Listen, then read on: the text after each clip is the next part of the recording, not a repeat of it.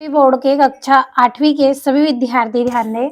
आज के इस क्लास में वार्षिक परीक्षा की तैयारी के लिए विज्ञान का एक प्रश्न पत्र हम कंप्लीट करेंगे। तो पिछले वीडियो में आपको विज्ञान का सेट ए और सेट बी आपको आंसर सहित पढ़ाया है। आज हम सेट सी कंप्लीट करेंगे, तो पूरा वीडियो लास्ट तक आप देखें। तो चलिए बिना किसी देरी के शुरू करते हैं हमारे प्रश्नों को। तो आपको बहुविकल्पी प्रश्न दिए हैं 1 से लेकर 5 तक, एक अंक के हैं। पहला है, कृषि कार्य में किस यंत्र द्वारा बुआई करने से समय तथा श्रम की बचत होती है? तो इसका आंसर आपका जो रहेगा, इसका आंसर आएगा आपका सीड ड्रिल। क्या रहेगा इसका आंसर आपका? सीड ड्रिल यंत्र के द्वारा ऐसा होता है, जिसमें क्या है, कृषि कार्य में बुआई करने का समय और श्रम की दोनों की बचत होती है। दूसरा है, विश्व उष्ण यानी कि ग्लोबल वार्मिंग का कारण है। तो क्या कारण है ग्लोबल वार्मिंग का? इसका आंसर रहेगा आपका वायु में कार्बन डाइऑक्साइड गैस की अधिक मात्रा होना। अगला है आपका रेड डाटा पुस्तक है। तो रेड डाटा पुस्तक कौन सी है? तो इसका आंसर रहेगा संकटपन्न सभी स्पीशीज का रिकॉर्ड। तो आ नंबर वाला आपका इसमें सही रहेगा। और चौथा है, एक विद्युत धारा उत्पन्न कर सकती है। तो एक विद्युत धारा उत्पन्न कर सकती है क्या? तो इसका आंसर रहेगा आपका तापी प्रभाव, रासायनिक प्रभाव, चुंबकीय प्रभाव या ये सभी। तो ये सभी इसका आंसर रहेगा। पांचवा है, किसी आवेशित वस्तु के आवेशों की पृथ्वी में स्थानांतरित करने को कहते हैं। तो क्या कहते हैं उसको? भूसंपर्कर्षण कहते हैं। तो ये वाला आंसर इसका आपका सही रहेगा, भूसंपर्कर्षण। अब अगला आपका जो प्रश्न है उसमें रिक्त स्थान आपको भरने हैं।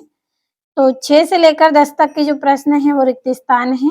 पहला है, प्राकृतिक शर्करा के एल्कोहल में परिवर्तन की प्रक्रिया डेडेस कहलाती है।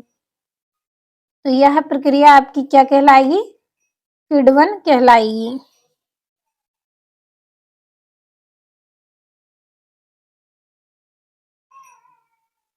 तो ये इसका आंसर रहेगा। दूसरा है, कोयला जलाने पर मुख्य रूप से डेडेस गैस उत्पन्न करता है। तो कौन सी गैस उत्पन्न करता है? कार्बन डाइऑक्साइड उत्पन्न करता है।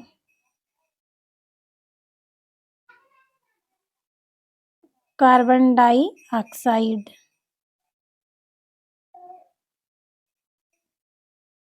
अगला है, पेट्रोल का ज्वलन ताप लकड़ी की अपेक्षा डेडेस होता है। तो कैसा होता है ये?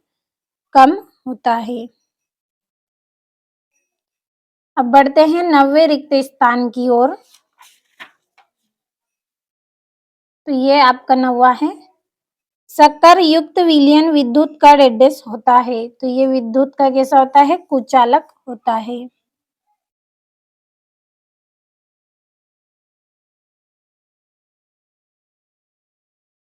अगला है, पृथ्वी की सबसे ऊपरी परत को डेडेस कहते हैं। तो क्या कहते हैं? भूपर्पटी कहते हैं।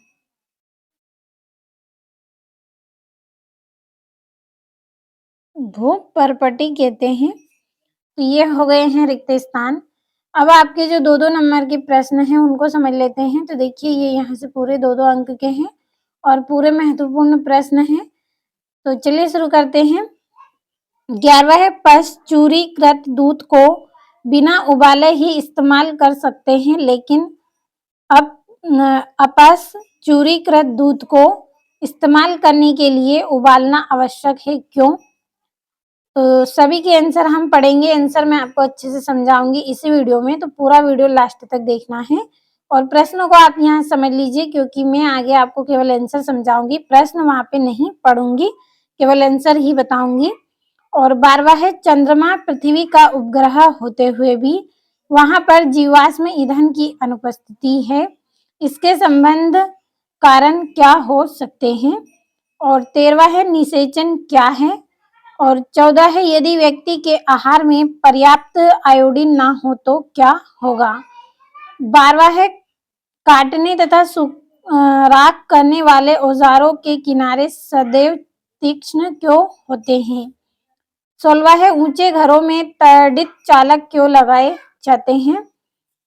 और लघु प्रश्न है 17 से 22 तक जो कि 3-3 नंबर के हैं।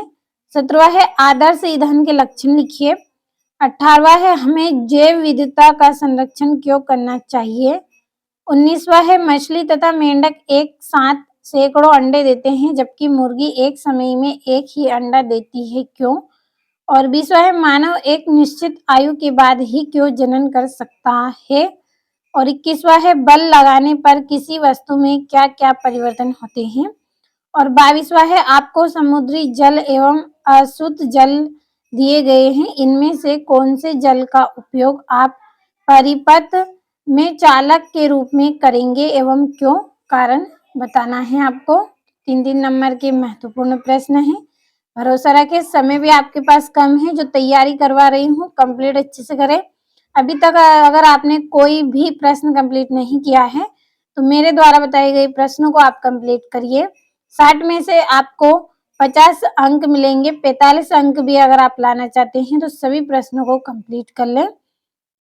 23वां है प्रतिजैविक क्या है।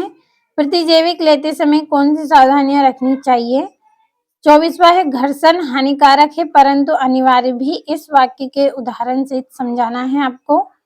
25वां है ध्वनि कैसे उत्पन्न होती है तथा यह कैसे हमारे कानों द्वारा सुनी जाती है, लिखिए। और 26वां है नियमित तथा विसरित परावर्तन में अंतर लिखिए तथा प्रत्येक को चित्र द्वारा प्रदर्शित कीजिए। तो ये आपके यहाँ पे पूरे महत्वपूर्ण प्रश्न आज की इस क्लास में हमने कंप्लीट कर लिए हैं। तो आज हमने विज्ञान का सेट सी कंप्लीट किया है। पिछले वीडियो में विज्ञान का सेट ए सेट बी आपको पढ़ाया है, कंप्लीट आप कर लीजिए। चैनल में आप जाइए, प्लेलिस्ट में आपको सारे वीडियो मिल जाएंगे फुल सॉल्यूशन के साथ, तो कंप्लीट अच्छे से कर लें।